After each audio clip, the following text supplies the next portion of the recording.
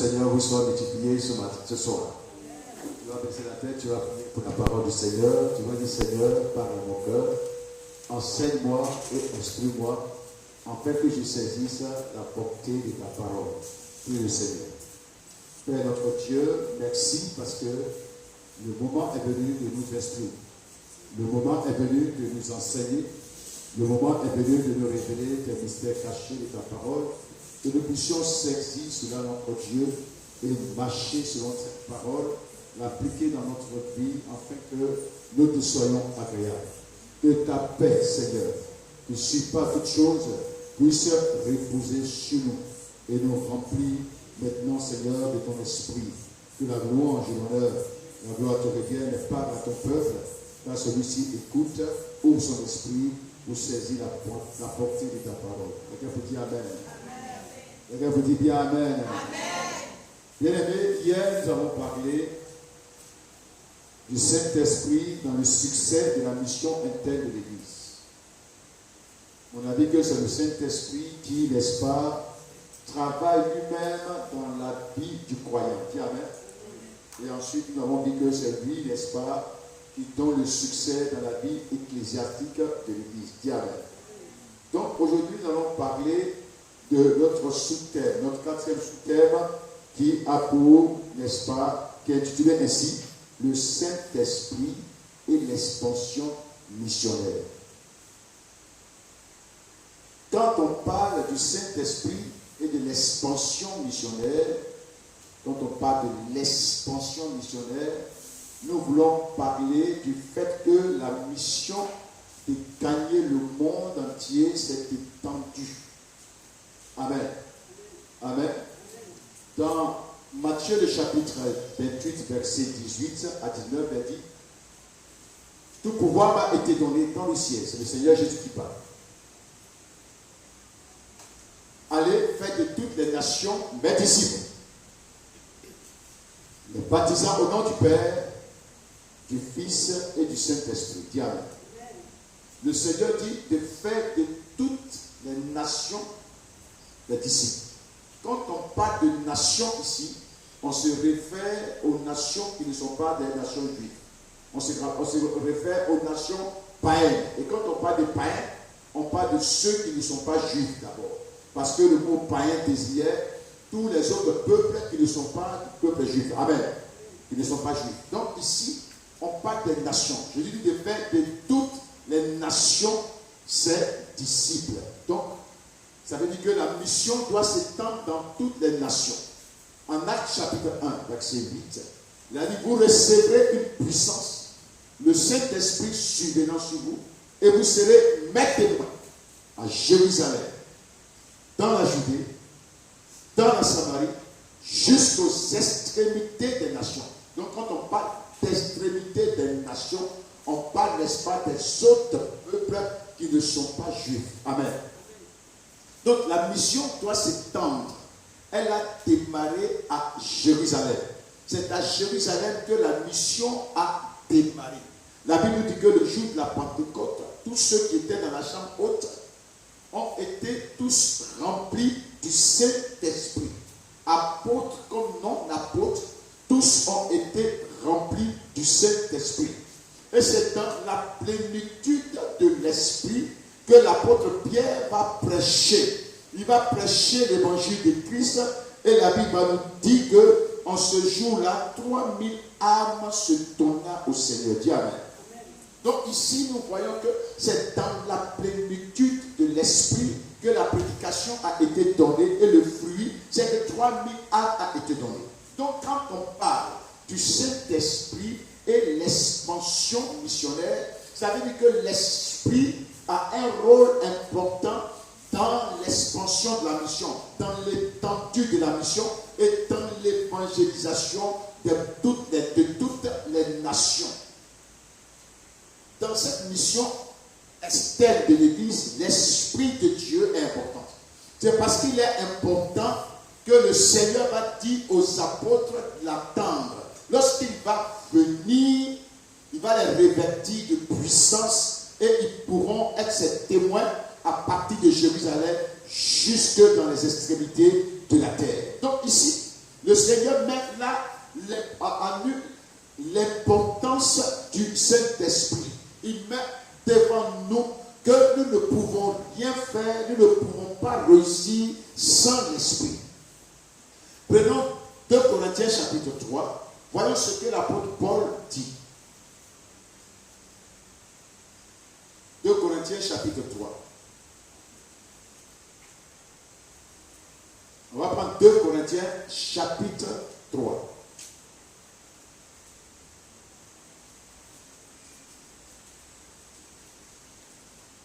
Nous allons lire les versets 5.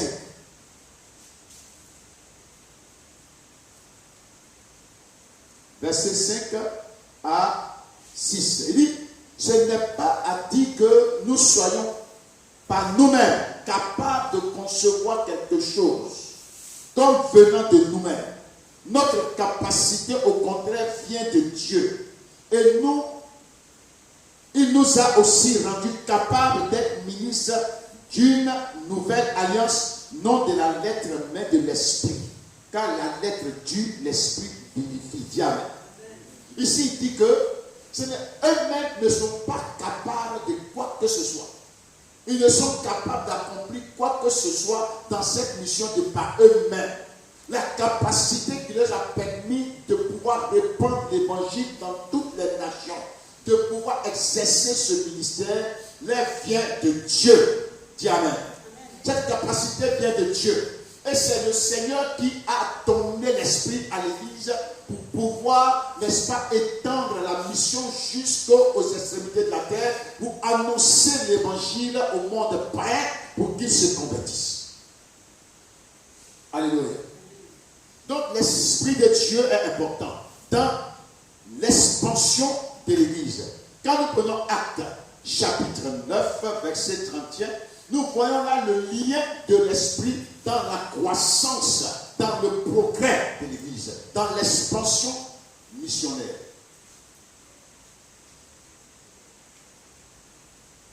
Actes, chapitre 9, verset 31.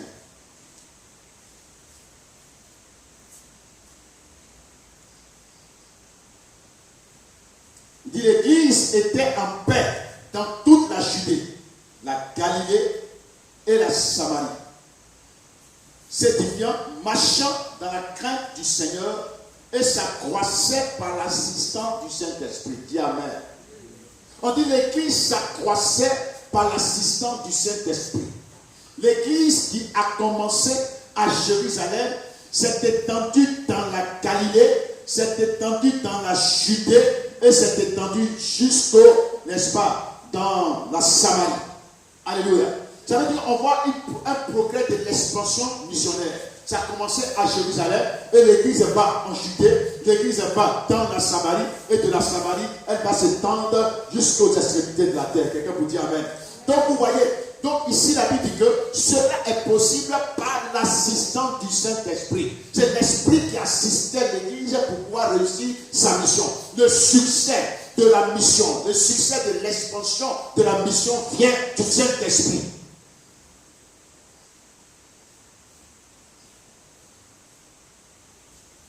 Donc ici, il est révélé clairement que c'est le Saint-Esprit qui imprime le succès. C'est lui qui, n'est-ce pas, permet à l'Église de croître. Parce que la Bible dit que l'Église croissait par l'assistance du Saint-Esprit. Amen. On a besoin de l'Esprit de nous assister pour que nous croissions. Alléluia. Que nous allions de l'avant. Que nous nous édifions, que nous marchions dans la crainte du Seigneur. On va voir le succès de l'expansion missionnaire.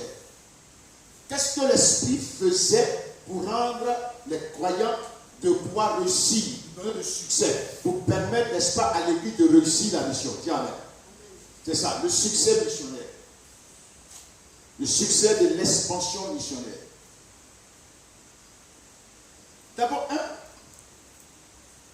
le Saint-Esprit remplissait les croyants. Dis Amen. On a besoin tous d'être remplis du Saint-Esprit. Regardez, quand ils sont remplis du Saint-Esprit et qu'ils exercent le ministère, regardez ce qu'ils font. Alléluia. Ça nous permet de comprendre qu'on a besoin tous d'être remplis de l'Esprit. Nous devons aussi nous répandre. Par la grâce de Dieu, on a des églises à l'Est, mais il faut encore s'étendre loin. On doit dépasser la frontière de pauvreté pour aller très loin partout. S'étendre. Mais il faut que chacun de nous comprenne que en dehors, n'est-ce pas, de la mission interne où on s'édifie, on se construit, nous sommes appelés à nous étendre partout. Dis Amen. Et on doit pouvoir comprendre que chacun de nous peut être, n'est-ce pas, l'instrument de cette expansion. Seulement que si nous nous laissons conduire par l'Esprit. Alléluia. Il faut que nous comprenions que chacun de nous peut être l'instrument de cette expansion, de la mission ici.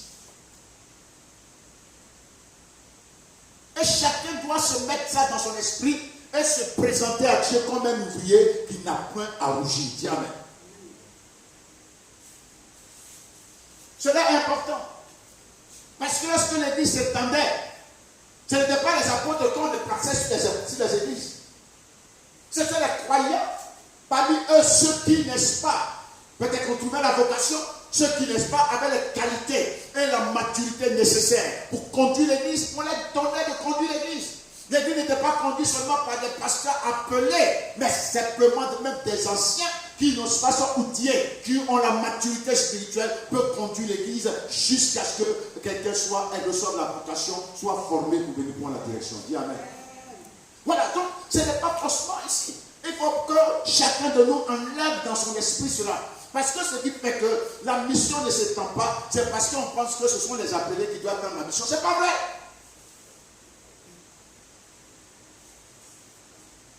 Nous découvrons que les églises de la Judée ont été implantées, non pas par les apôtres, mais ont été implantées par les laïcs, par les fidèles. Les églises de Samarie ont été implantées, n'est-ce pas, par un évangéliste. Philippe était diacre de l'église. Il n'était pas encore évangile, d'abord il était d'abord diacre. C'est à partir de là qu'on a découvert, n'est-ce pas, sa vocation d'évangéliste. Tout le monde était diacre quand il est parti en Samarie. Il n'était pas parti en Samarie en tant qu'évangéliste. Personne n'avait vu en lui comme évangéliste. Mais c'est par la persécution qu'il s'est retrouvé en Samarie. Amen. Et le ministère qu'il a exercé là-bas, les gens ont découvert qu'il avait été appelé au ministère d'évangéliste. C'est pourquoi plus tard on va l'appeler l'évangéliste. L'un des sept des diacres.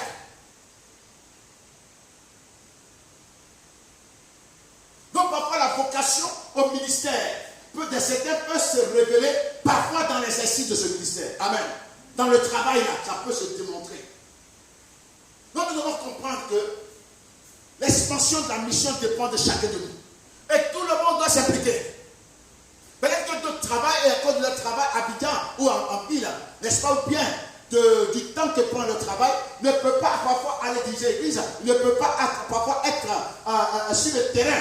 Mais cela peut apporter les soutiens financiers pour permettre l'expansion de la mission. Alléluia.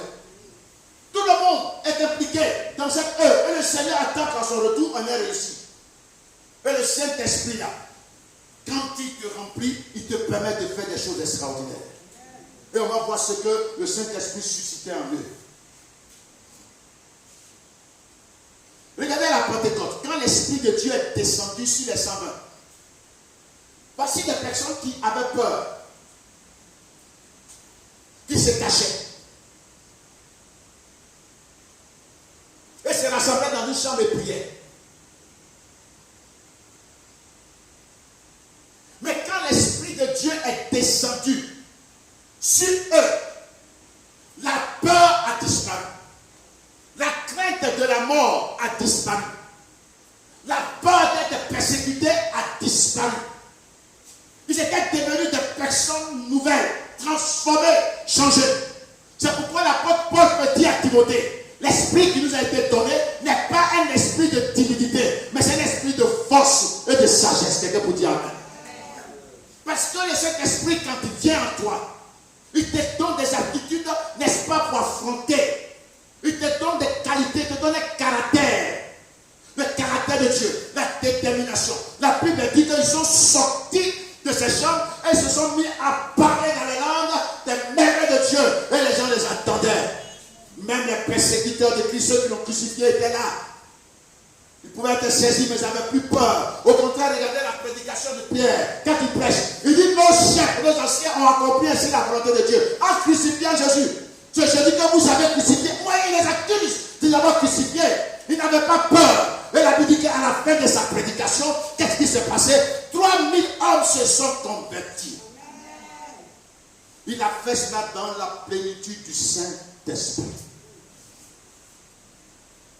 On a besoin, tous, à tous les niveaux, d'être remplis du Saint-Esprit. Que ce soit les chants, que ce soit chacun de nous, à tous les postes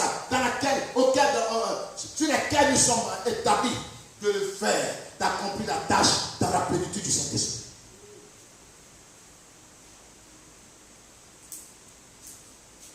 « 3000 âmes se sont convertis. » Alléluia.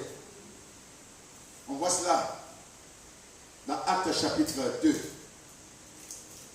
versets 1 à 4, et puis chapitre 40, chapitre 2 du moins, versets 40 à 41.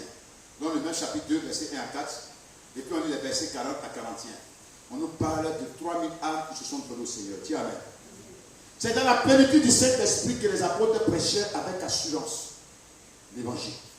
Quand l'Esprit de Dieu te remplit, tu prêches avec assurance. Tu ne bègues pas, tu ne titules pas, tu ne prêches pas avec un à peu près, avec des si, on dirait. Tu prêches les choses en les attestant. Dis Amen. Tu prêches avec assurance. C'est pourquoi on a besoin. Si on doit agir avec assurance dans la mission, on a besoin d'être rempli du Saint-Esprit. Prenons acte. Chapitre 4, verset 31.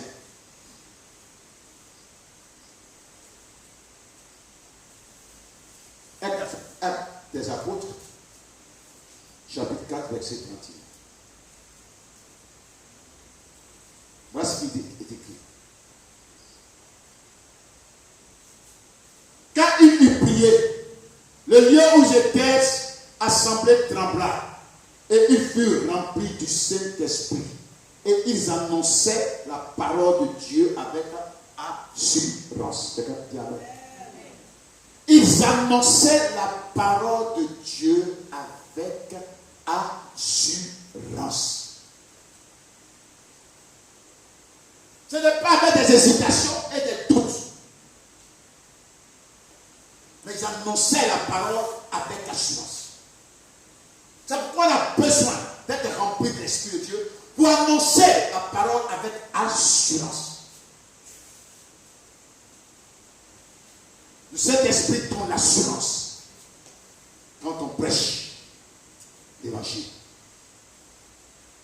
Quand on est rempli de l'Esprit, notre ministère aussi est marqué, exercé dans la plénitude de l'Esprit, de sa puissance, de la manifestation de sa puissance qui se démontre par des miracles, des signes. Dis Amen.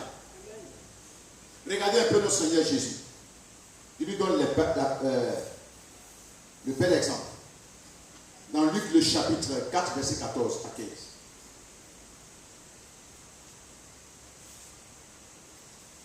Luc chapitre 4, verset 14 à 15.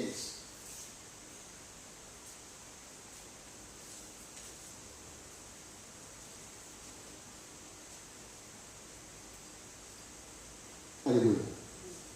Et j'ai fait la lecture. Luc 4.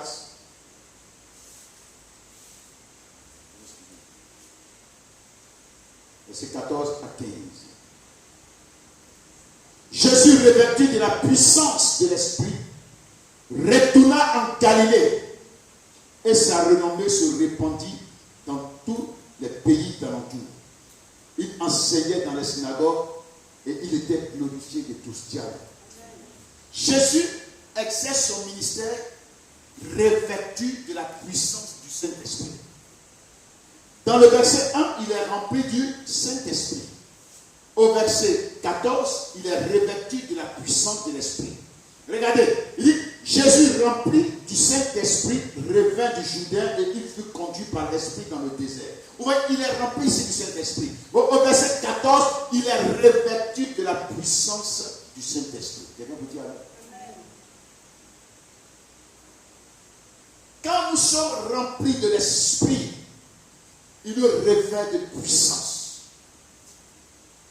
Quand on est revêtu de puissance, les choses qu'on n'est pas capable de faire humainement, nous sommes capables de le faire. Dis Amen. Prenons le cas des apôtres. Actes, chapitre 4.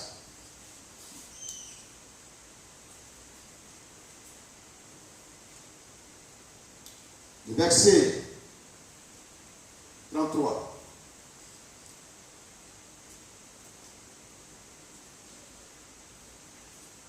Les apôtres rendaient avec beaucoup de force témoignage de la résurrection du Seigneur Jésus. Et une grande grâce reposait sur eux. Quelqu'un vous dit Amen. Les apôtres rendaient témoignage avec force. D'où vient la force? C'est l'esprit qui communique ça. Dis Amen. C'est l'esprit qui leur communique la force. Et ils rendaient témoignage avec force de la mort et de la résurrection de Jésus. Et la Bible dit qu'une grande grâce reposait sur eux. Ça veut dire que la grâce même est mesurable. Tu peux avoir une petite grâce. Tu peux avoir une moyenne de grâce. Mais si quelqu'un d'autre peut reposer la grande grâce, quelqu'un vous dit Amen. Et quand on est dans la plénitude de l'esprit, une grande grâce repose sur nous. Une communauté qui est conduite par l'esprit, une grande grâce reposera sur elle.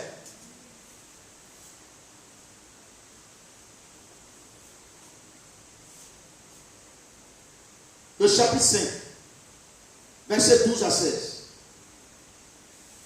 Beaucoup de miracles et de prodiges se faisaient au milieu du peuple par les mains des apôtres. Ils se tenaient tous ensemble au portique de Salomon. Et aucun des autres n'osait se joindre à eux, mais le peuple les louait hautement. Le nombre de ceux qui croyaient au Seigneur, hommes et femmes, s'augmentait de plus en plus, en sorte qu'on apportait les malades dans les rues et qu'on les plaçait sur les lits et des couchettes, afin que lorsque Pierre passait, son nombre au moins se couvrit quelques-uns d'eux. La multitude accourait aussi des villes voisines à Jérusalem, amenant des malades et des gens tourmentés par des esprits impurs, et tous étaient guéris. Amen. Cependant, bon, on laisse le suivre. Dis Amen. Donc ici, nous voyons que dans la plénitude de l'esprit, des miracles se produisent. Des choses extraordinaires ont lieu. C'est pourquoi nous devons nous laisser remplir par le Saint-Esprit. Alléluia. Le succès de l'expansion de la mission repose sur le Saint-Esprit, son assistance et sa plénitude. Alléluia. On va voir le deuxième grand point. Terminé. La résistance contre la menace à la mission externe de l'Église.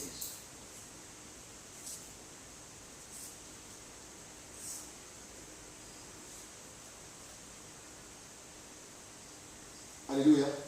La résistance. Comment les apôtres ont pu résister? Dans quelles conditions ont-ils résisté face à toute menace d'empêcher l'expansion de l'Église? Quelqu'un vous dit Amen. Le Saint-Esprit a joué un rôle.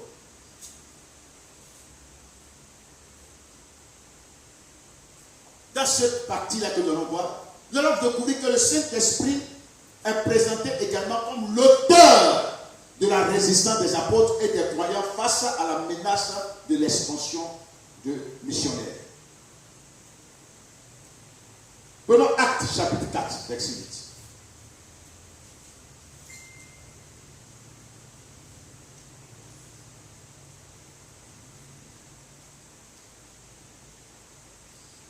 Alors Pierre, rempli du Saint-Esprit, leur dit, chefs et anciens d'Israël, puisque nous sommes interrogés aujourd'hui sur un fait accordé à un homme malade, afin que nous disions comment il a été guéri. Sachez-le tous. Amen. Regardons les autres versets en bas.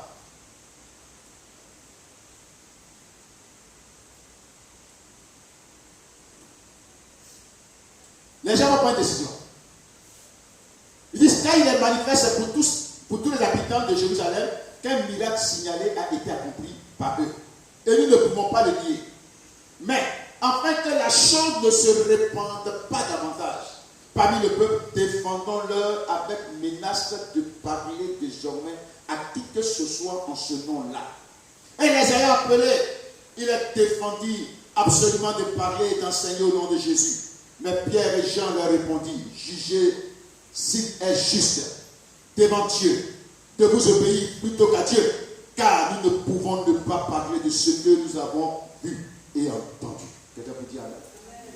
Regardez la résistance. Les gens ont appris qu'il y a un miracle.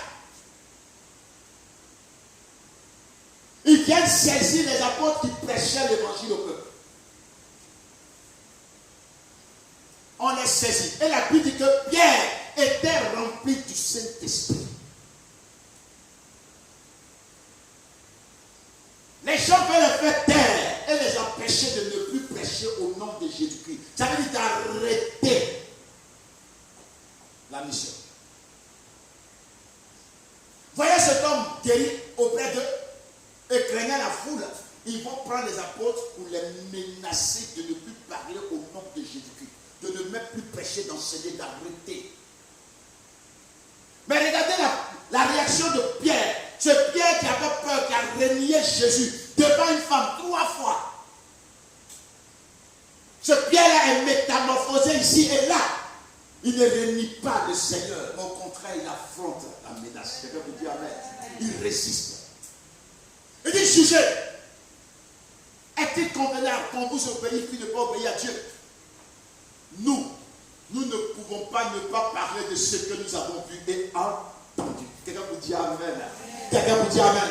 La Bible dit, ils n'ont pas cédé à la menace. Ils ont dit aux gens, on va continuer de prêcher le nom de Jésus, car nous sommes témoins de sa mort et de sa résurrection. Et personne ne peut nous empêcher de prêcher. La Bible dit qu'ils ont été battus de pièges. Ils ont été frappés. Et ils sont partis heureux d'avoir été battus pour le nom de Jésus-Christ.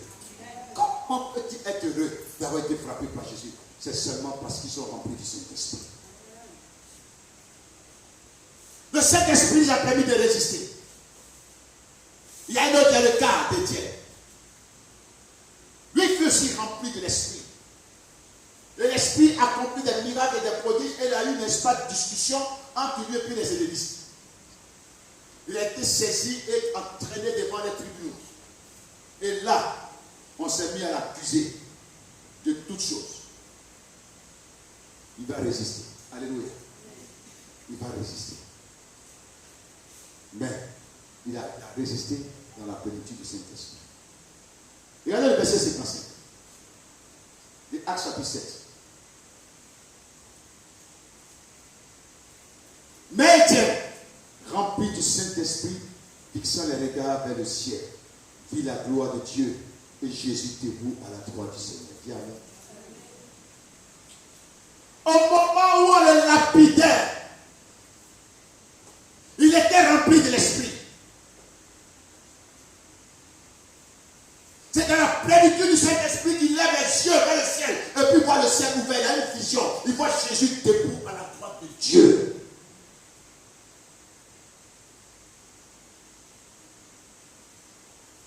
Il n'a pas cédé à la tentation de haïr ses ennemis. Il n'a pas cédé à la tentation de les maudire. Il n'a pas cédé à la tentation de dire des malédictions sur la vie. Mais au contraire, il s'est écrié, je vois Jésus debout à la droite de Dieu. Et puis il dit, Seigneur, pardonne-leur pardonne leurs péchés. Alléluia. C'est dans la plénitude du Saint-Esprit que tu peux avoir un cœur comme ça. Nous aussi, dans la chair, tu vas faire par là. Mais regarde pas les cailloux comme des tapés sur ton ancien. Alléluia. Il est mort dans la paix. Nous devons être remplis de l'Esprit. C'est dans la plénitude de cet esprit qu'on est capable de résister, d'affronter la menace. Alléluia. Le persécuteur de l'Église, converti et devenu serviteur et apôtre des nations, pour les nations, fut lui aussi rempli du Saint-Esprit. Alléluia. Prenons Actes chapitre 9, verset 17. Paul.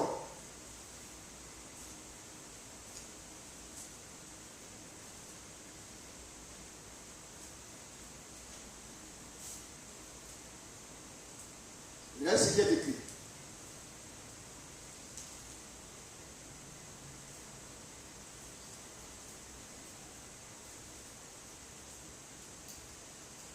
Ananias sortit et lorsqu'il fut arrivé dans la maison, il imposa les mains à Saül en disant: Saul, mon frère, le Seigneur Jésus qui t'est apparu sur le chemin par lequel tu venais m'a envoyé pour que tu recouvres la vue et que tu sois rempli du Saint-Esprit. Quelqu'un peut dire amen. Et quand il a imposé les mains à Paul, les écailles sont tombées de ses yeux. Il a recouvert la vue et la Bible fut remplie de l'Esprit. Et après avoir pris des forces, il s'est mis aussitôt à prêcher que Jésus-Christ est le Fils de Dieu. Alléluia. Le persécuteur devient l'apôtre de Jésus et se met à prêcher. On a besoin d'être conduit par l'Esprit, car c'est le Saint-Esprit qui suscite des ouvriers dans la mission. Dis amen. En Actes chapitre 13, verset 2, verset 4.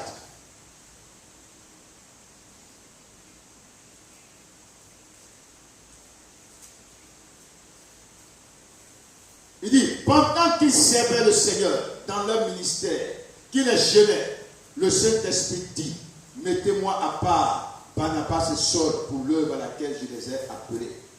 Au verset 4, Barnabas et Saul, envoyés par l'Esprit Saint, descendit à celui-ci et de là s'embarquèrent pour l'île de Chypre. Dis amen. Bien aimés, si nous sommes dirigés par l'Esprit, le Saint-Esprit va susciter des serviteurs pour les engager à faire encore avancer de plus belle la mission. Alléluia. Le plus grand des missionnaires parmi eux, parmi tous ces apôtres, c'est Paul.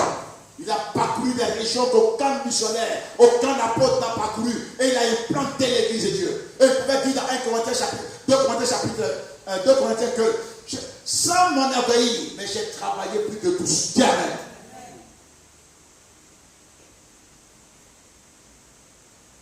C'est le Saint-Esprit qui a suscité là des ouvriers.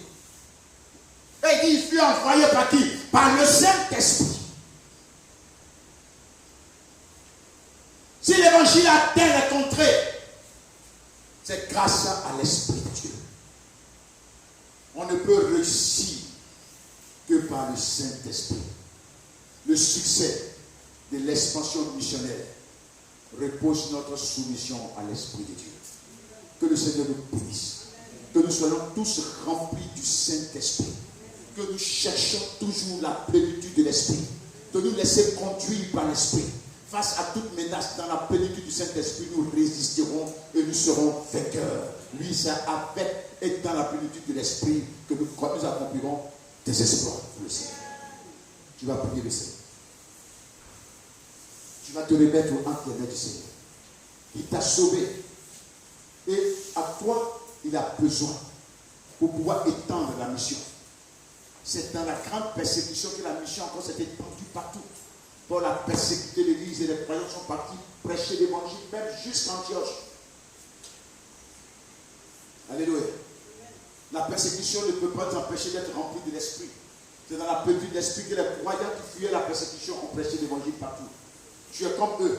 Ils ne sont pas différents de nous. Ils sont des hommes comme nous. Et si on était rempli de l'Esprit, rempli cela, c'est que nous pouvons le faire aussi. Amen. Le Saint-Esprit est donné à tous. Comment ça peut le Seigneur?